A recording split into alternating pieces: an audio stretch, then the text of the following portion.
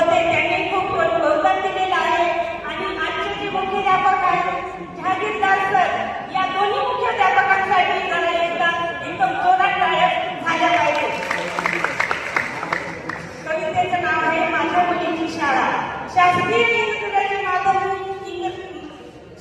इंग्रजी माध्यमिक निवासी आश्रम शाळा मुंडेगाव, तालुका इगतपुरी आहे माझ्या मुलीची शाळा। शासनाने ठरवून दिलेले नियम, विद्यार्थी, शिक्षक, पालक या सर्वांनी तंतोतंत पाळा।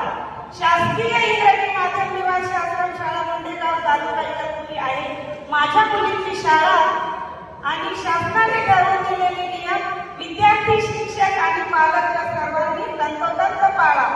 गोदावरीच्या त्या तटावर आहे काळाराम, या तटावर आहे गोराराम आणि पंढरपुरात आहे विठू माऊली। या शाळेचे मुख्याध्यापक जहागीरदार सर देतात आदिवासी मुलांना मायेची सावली। या शाळेचे मुख्याध्यापक जहागीरदार सर देतात आदिवासी मुलांना मायेची सावली। आता हे ऐकून कोणी म्हणे ही अतिशयोक्ती आहे का? पण तसं काही नाही। आता हे ऐकून कुणी म्हणे ही अतिशयोक्ती आहे का? पण तसं काही नाही।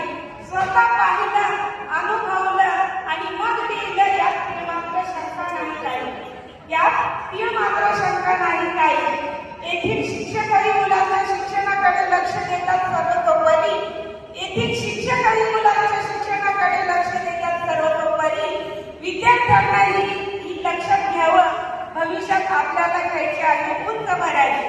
विद्यार्थ्यांनी हे लक्षात घ्यावं, भविष्यात आपल्याला घ्यायचे आहे उंच भरारी।